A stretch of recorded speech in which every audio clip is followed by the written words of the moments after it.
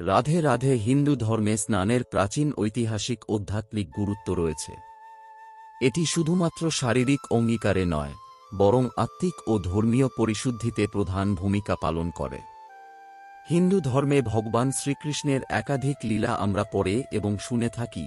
ভগবান বিষ্ণু সবথেকে বেশি লীলা করেছেন কৃষ্ণ অবতারে, যেখানে শ্রীকৃষ্ণ শৈশবে লোকের ঘরের মাখন চুরি করে নিয়ে খেতেন, আর পদ্ম পুরাণ অনুসারে শ্রীকৃষ্ণ স্নান করা গোপিনীদের বস্ত্র চুরি করে গাছের উপরে রেখে দিয়েছিলেন। আর এই কারণের জন্যই আজ অনেকেই শ্রীকৃষ্ণকে ভুল বলে থাকি, বরং তো আমাদের শাস্ত্র অনুসারে এর পেছনে উদ্দেশ্য ছিল যা অনেকেই জানেন না।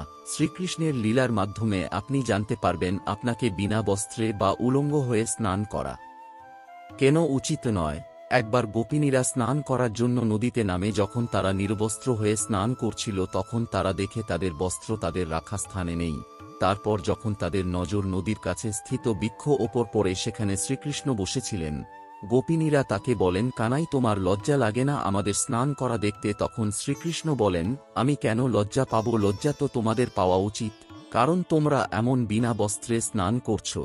তারপর গোপিনীরা বলেন, কানাই আমাদের ভুল হয়ে গেছে, এবার বলো আমাদের বস্ত্র কোথায়?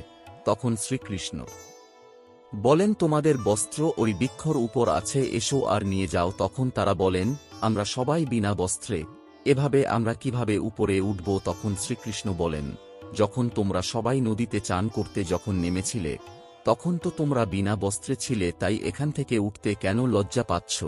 তখন তারা বলেন, কানাই আমরা যখন নদীতে স্নান করতে নেমেছিলাম তখন আমাদের কেউ দেখছিল না। তখন শ্রীকৃষ্ণ বলে, আমি সবসময়ই সব জায়গায় থাকি, এছাড়াও আকাশে উড়া পাখিগুলো ও তোমাদেরকে দেখেছে। তোমাদের এই অবস্থায় দেখেছি, মাটি চলাচল করা সমস্ত জীবেরাও তোমাদের বিনা বস্ত্রে দেখেছে, এবং কি জলে উপস্থিত বরুণ দেব তোমাদের দেখেছে। এতে তোমরা সমস্ত গোপিনীরা তাদেরকে অসম্মানও করেছ।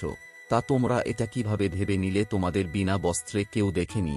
বিষ্ণু পুরাণে পরিষ্কার বলা হয়েছে, স্নান করার সময় আমাদের পূর্বপুরুষ আমাদের আশেপাশে থেকে থাকে, আর বস্ত্র থেকে পড়ে যাওয়া জল তারা গ্রহণ করেন, যার ফলে তারা তৃপ্তি পেয়ে থাকে।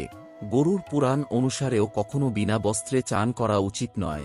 মাইথো ডিসকভারি পরিবারের সাথে আরও এ ধরনের ধর্মীয় ও আধ্যাত্মিক তথ্যের জন্য যুক্ত থাকুন। আজকের জন্য এতটুকুই। সবাইকে ধন্যবাদ। আপনাদের কাছে আমাদের একটাই অনুরোধ, চ্যানেলে নতুন হলে অবশ্য চ্যানেলটিকে সাবস্ক্রাইব করে দিবেন।